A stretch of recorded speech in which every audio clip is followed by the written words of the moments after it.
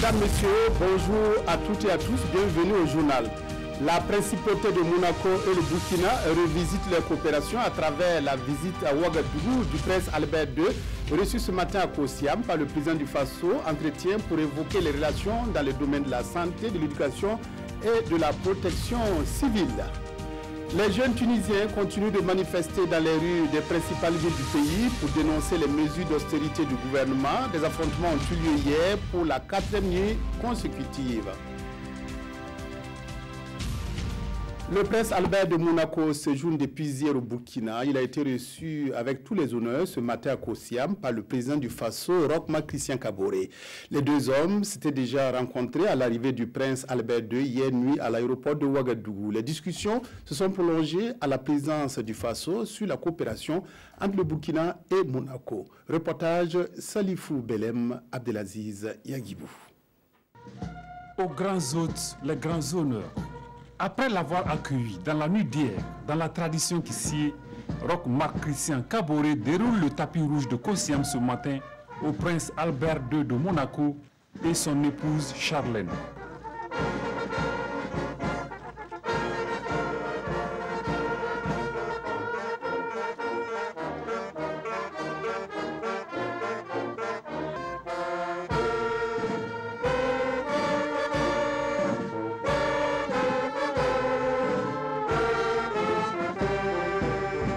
Fort de cet accueil à Kosiam, cette poignée de main, symbole de la vitalité de l'amitié entre Monaco et le Burkina.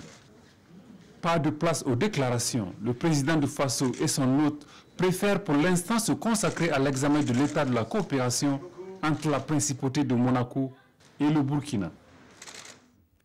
La santé, l'éducation, la protection civile, autant de domaines qui bénéficient de la coopération avec la principauté de Monaco.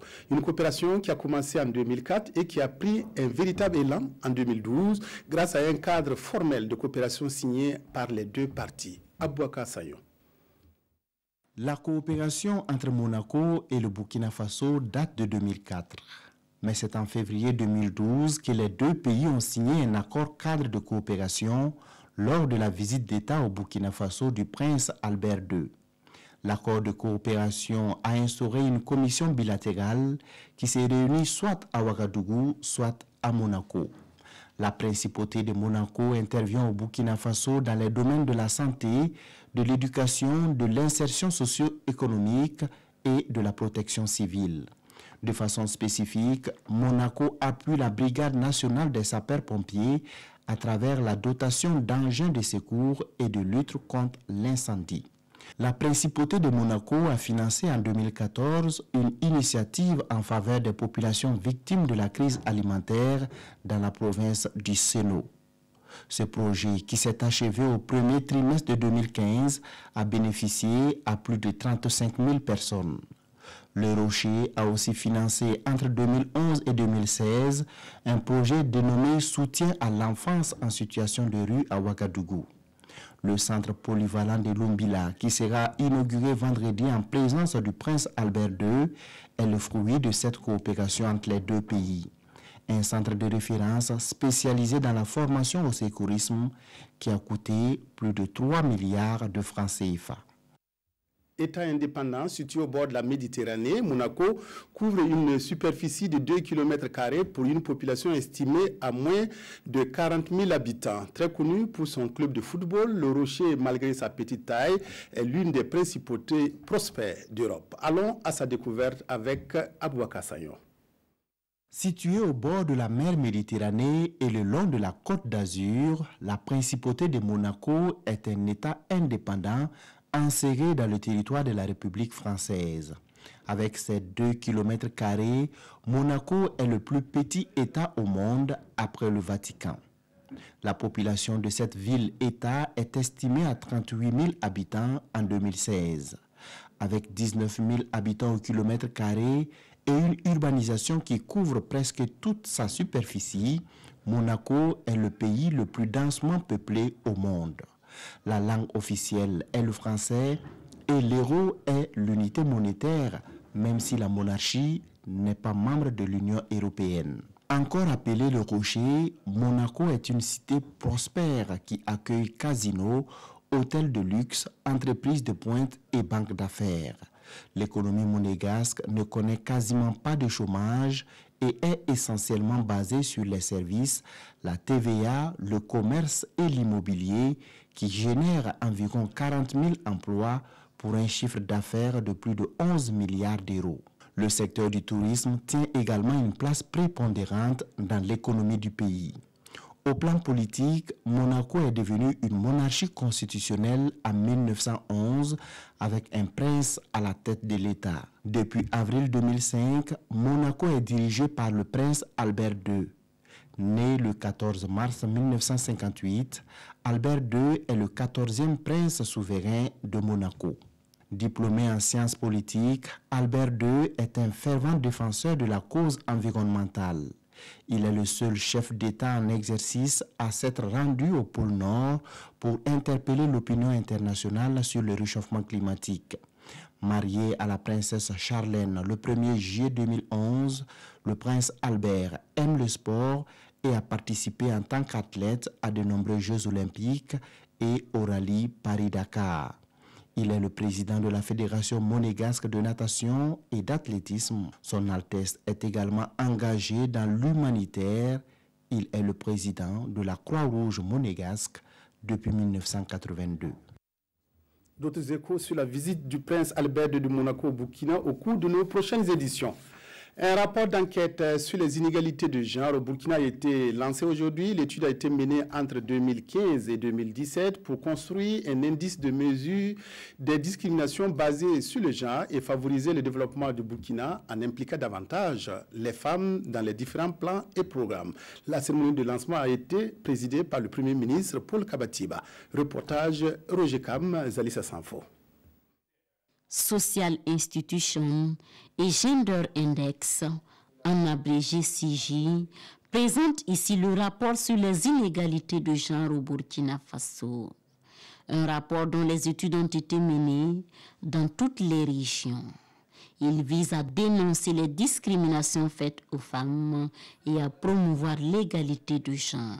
Nous avons pu constater le progrès. Il y a encore beaucoup de travail à faire. Nous sommes ici pour donner des directions, mais surtout pour donner une méthodologie d'analyse de suivi des politiques qui puisse être après répliquée par les autorités compétentes pour pouvoir mesurer l'impact des politiques nationales de genre. Il y a un coût pour tout le monde. Que les discriminations contre les femmes ne représentent pas seulement une restriction de leurs droits, mais aussi un frein économique pour le pays. Et que donc on a un potentiel de développement qui est important en intégrant les femmes à la fois dans les activités économiques, en espérant protéger leurs droits. Des résultats fort appréciés par le gouvernement qui promet s'inspirer du document pour mieux réussir sa politique genre inscrite dans le PNDS.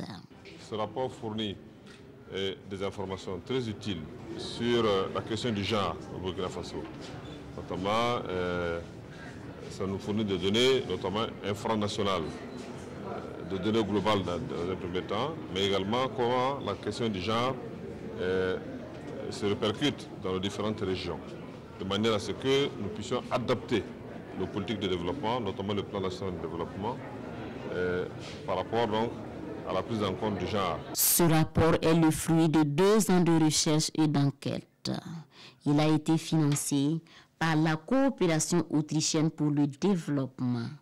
Et la coopération promet aussi travailler à la mise en œuvre des recommandations du rapport. Un mois de formation pour une soixantaine de jeunes de 13 pays de la CEDEAO. Formation en mécanique auto, en froid et climatisation qui se déroule au Centre de développement de la jeunesse et des sports de l'organisation à Ouagadougou. Il s'agit de renforcer les connaissances des participants sur les questions des types de moteurs, leurs spécificités et les meilleurs moyens de prise en charge des engins en ce qui concerne la mécanique auto. D'autres précisions avec Gérard Sommet et Ismaël Dilouma Sirima. Ambiance bouillonnante dans cet atelier de mécanique organisé par la CEDEAO. Dans cette salle, 2 groupes de jeunes venus de 13 pays de l'Afrique de l'Ouest procèdent au démontage d'un moteur à essence. Étape par étape, il redécouvre toutes les pièces qui composent le moteur afin d'assimiler correctement la place et le fonctionnement de chacune. Mes attentes, c'est que je puisse réellement avoir de l'expertise en mécanique automobile pour que demain je puisse réellement les transmettre aussi à d'autres jeunes de mon pays. En plus des 26 jeunes qui se perfectionnent en mécanique auto, il y a 37 autres qui se spécialisent en froid et climatisation. Ils ont tous un mois à passer au centre de formation de référence de Ziaré pour devenir de fins techniciens dans leurs domaines respectifs. Nous avons autour de 2 évaluations pendant le mois, aussi bien théoriques que pratiques. Et l'expérience a montré que les sortants de cette formation CDS, CDAO, ils ont un niveau technique, un bagage technique assez bien. On n'a pas dit lourd, mais assez bien. Après cette formation, la CEDEAO a prévu des mesures d'accompagnement afin de permettre aux 63 stagiaires de s'installer à leur propre compte. Au moins un mort et plus de 200 personnes arrêtées, c'est le bilan du mouvement de contestation qui a gagné la Tunisie. Hier soir, la police a fait usage de gaz lacrymogènes pour disperser les manifestants à Tunis et à Tebourba, à une trentaine de kilomètres de la capitale tunisienne, où un manifestant est mort lundi sans que l'on connaisse les causes de son décès. Le mouvement qui a gagné des dizaines de villes est dirigé contre les mesures d'austérité adoptées pour répondre aux exigences du FMI. Une deuxième nuit de violence dans une Tunisie toujours en proie à la fureur sociale. Dans une vingtaine de villes, des manifestations ont dégénéré en affrontements avec les forces de l'ordre. Au décès d'un homme la veille se sont ajoutés des dizaines de blessés et plus de 200 arrestations. Des bâtiments publics ont été pris pour cible et un supermarché est pillé dans la banlieue de Tunis. Augmentation des impôts, inflation grimpante. Dans le berceau du printemps arabe, beaucoup laissent éclater leur colère.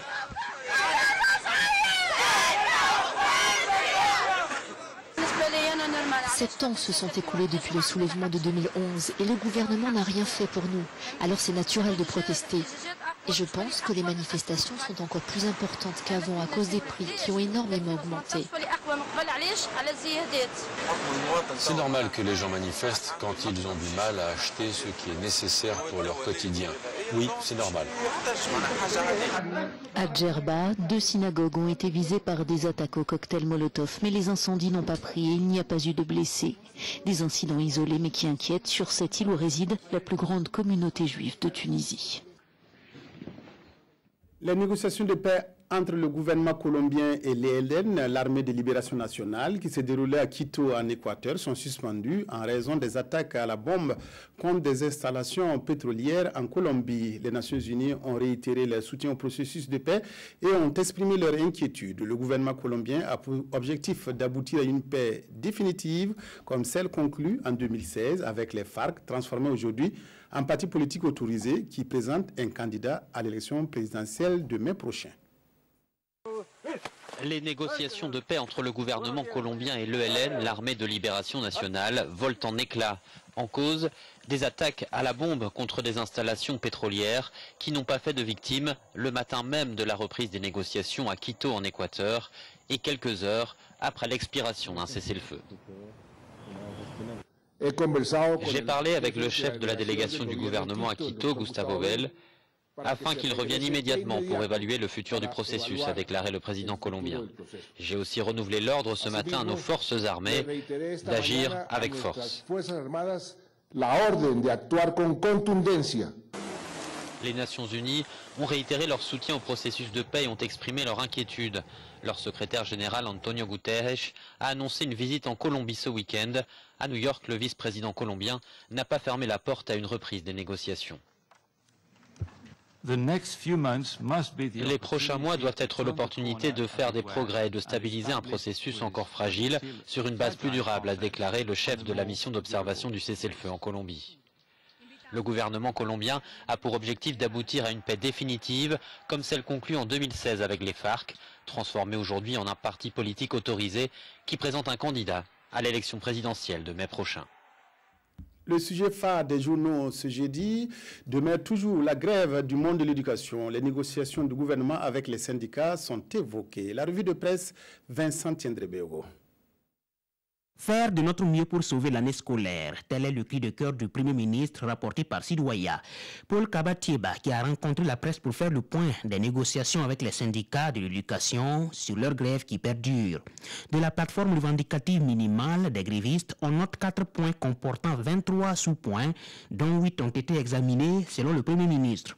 Paul Kabatieba estime l'incidence financière des revendications à 50 milliards de francs CFA par an, une charge supplémentaire insupportable, préoccupant le chef du gouvernement qui appelle alors à un sursaut patriotique.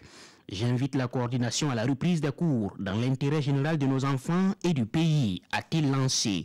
Mais que dire des avantages accordés à certains corps, comme les magistrats, les agents du Trésor et autres? Erreur, avoue le Premier ministre.